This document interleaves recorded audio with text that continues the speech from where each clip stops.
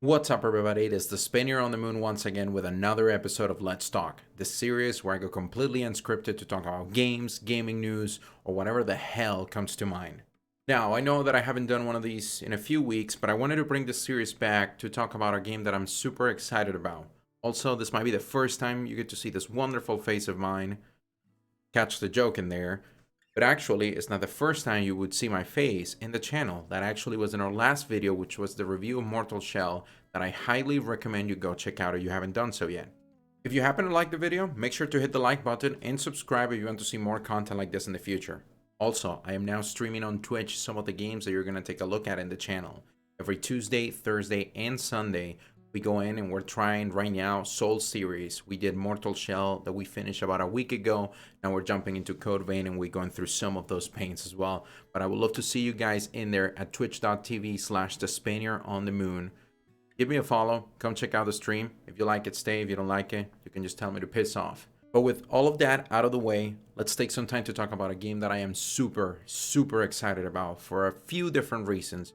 But one of them, and I think this is the most important one, is the fact that it's currently being developed by only 2 people. It looks super interesting.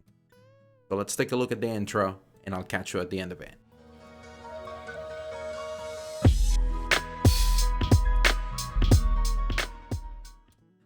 Alright guys, and now we're back after that wonderful intro that you all know and love so much. And the game we're talking about today, if you haven't caught on to the title of this video, is Bleak Faith Forsaken. Now, as I said previously on the intro portion that you were watching in this video, this game seems to be really interesting because of a wide variety of reasons, but there's one that I really want to mention right from the get-go, and it's the fact that it only has 2 developers on the game and 4 people in total involved on the project. Now, that is something really to consider when you take a look at the scope of the project based on their Kickstarter, which we'll be discussing here in just a moment. But first, I wanted to give a shout out to the 4 people involved in this project. I'm going to skip the last names because I'm probably going to butcher them, so I apologize beforehand, guys, for not mentioning those. But we got Miso, Mirko, Kal, and Rade. I hope I got that right. If I didn't, feel free to butcher me in the comment section. Now, of course, you're asking yourself, what the heck is Bleak Faith Forsaken? Well, you don't have to take my word for it because I really haven't played the game, so I don't have much to say beyond the information that is publicly available, which from the Kickstarter on the developer side, the description is a third-person open-world survival horror action RPG set in a universe you never experienced before. Play as one of the Forsaken, the last frontier of humanity against the growing horrors of the Omnistructure. As you find yourself stranded in a faraway outpost, you must adapt in order to survive. The world won't wait for you, though. You must venture into the unknown. Your faith will decide your fate.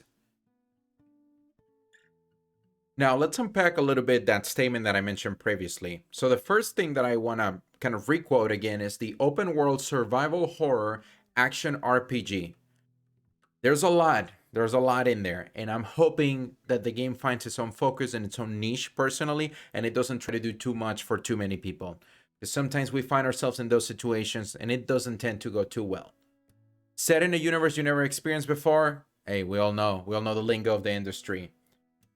Another thing that did stand out from my perspective was the name of the Omnistructure. I have no idea what this is, as we don't know the lore and all the intricacies of the game, but that name sounds kind of cool, and I hope it's a really cool concept that they add into the game.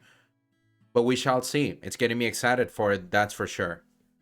Now, just from watching this demo gameplay showcase that you guys can actually see on the video right now, that I just want to point out it is a work in progress, so it's not the final version, of course. I'm getting a whole lot of Souls-like vibes, that is for sure. Now, one feature that stood out right away to me was the fact that the character was able to crouch. So who knows, maybe we're in for a treat and we finally might get a Souls-like game that adds the concept of stealth into it in a more traditional fashion, with the crouching and hiding. That would be amazing to see, something that would get me really excited, absolutely. Now, another thing that makes Bleak Faith so interesting as a Souls-like title is the concept of the open world. And as you guys know, when you take a look at any of the Dark Souls games, or you take a look at Sekiro, Mortal Shell, even Code Vein if you want to go that far, you'll realize that these games never market themselves or present themselves as open world games, because they don't follow your traditional open world structure. It's going to be really interesting to see how the developers decide to implement this concept of the open world into Bleak Faith, and how the player interacts with it, and how it affects the overall story, of course, and the gameplay dynamics. Now, speaking of gameplay dynamics and game dynamics in general, there's one concept that the developers presented on their Kickstarter page that I wanted to bring up to you because I think it's something very interesting, and it's not something we have seen a lot in games. And it's the concept of the ecosystem. So let me read you an extract from the actual website to kind of guide you guys a little bit on what their train of thought is. So inhabitants of the Omnistructure will compete among themselves, grow and expand, change and adapt. The food chain in the ecosystem will, as a result, mold to every playthrough. It is a constant race against time as enemies will try to outgrow and outsmart not only you, but other competition. Now, before I continue reading, I want to stop right there for a moment. There is one concept in general that we have never seen in a Souls game, or at least I don't remember seeing it, and it's the concept of factions. So we're talking that in this open world arena that we find ourselves in, we're going to see different groups that are not only against the player, but are also against each other. That is going to create a really interesting dynamic.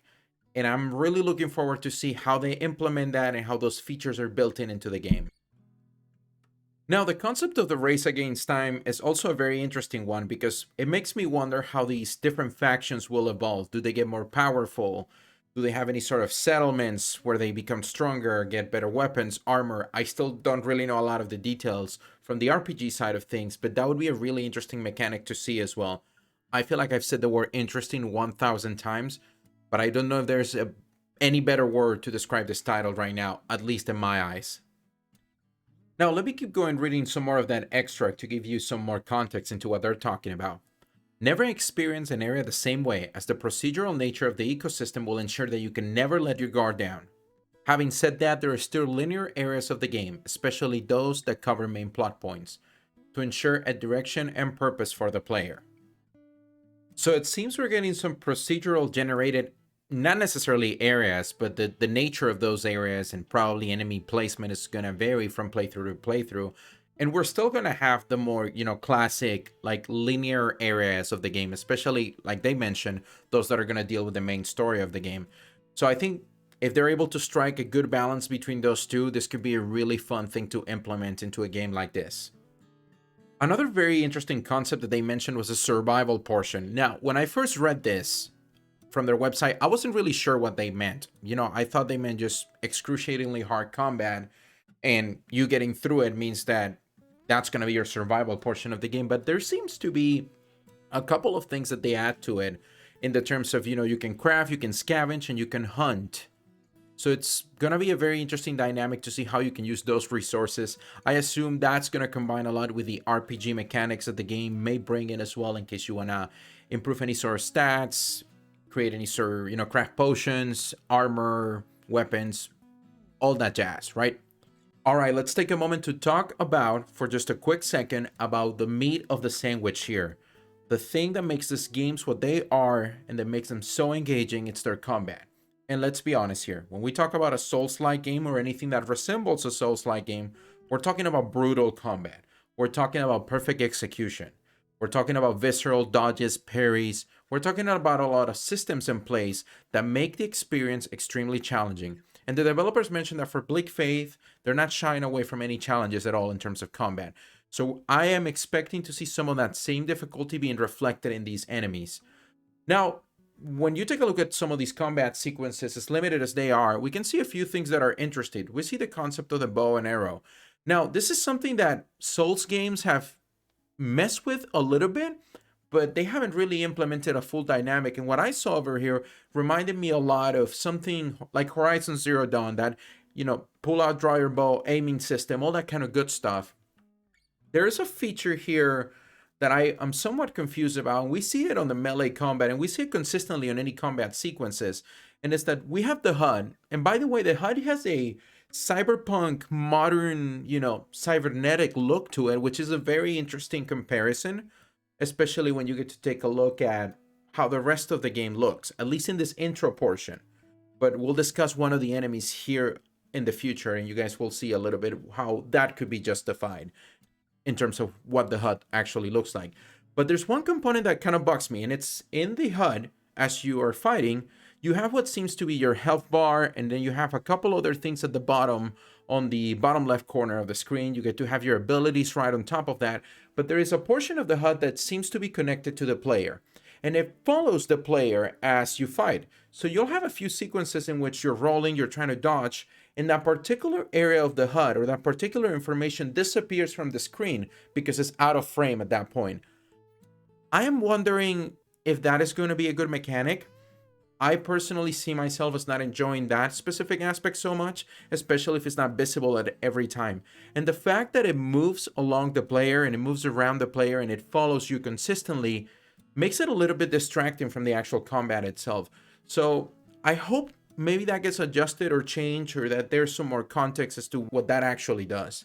So we saw previously how the HUD has somewhat of a cyberpunk look and feel to it, and it seems that in this sequence we can see an enemy that it actually looks like a machine straight out of Nier Automata, for example, and we can also see some electric post in there. So this seems to be like the intersection between our typical dark fantasy, Souls-like game that we've gotten so far, with more of a cyberpunk ambience to it in some of the aspects of the game. So this could be a really cool concept to explore. I don't think we have seen this a lot in games. I think the most modern version of a Souls game or Souls-like game that we have seen is actually the Surge titles, Surge 1 and Surge 2, but everything else really remains in that dark fantasy world, and that's where this genre has really dealt for most of the titles in the past, so it would be really cool to see where this goes. Another of the gameplay features that we can actually notice in this sequence is the stealth itself. We see our character hiding in the bushes to avoid detection from these machines that seems like they're gonna be pretty tough enemies. Now, I'm really looking forward to fighting this in the full version of the game once it gets released. I'm really curious on how an encounter like this can be approached by the player and what different tools and weapons we could use, and I also want to see what their fighting mechanics are. Finally, let's just take a moment to talk about some of the things that you guys may want to know about this game outside of all the mechanics, graphics, and all the things we've been talking about in the video. First, when is the game going to be released? Well, there's not a set date at the moment, but what has been said from the developers is that we should be seeing it sometime Q2 of this year. So I'm hoping that sometime in the summer we'll get access to play this. It would be amazing. I think they were doing an early access demo for their backers on their Kickstarter back in November, so they should be doing some testing and modifications based on that testing as of right now. In terms of cost, this is not set in stone, so please don't quote me on any of this, but if you take a look at their Kickstarter, there's a portion where they talk about a digital copy of the game that should be valued around $45 US. So maybe this is going to be the price range we're going to encounter. I don't expect any sort of physical version for this game, considering the fact that it's only 2 people managing all aspects of the project.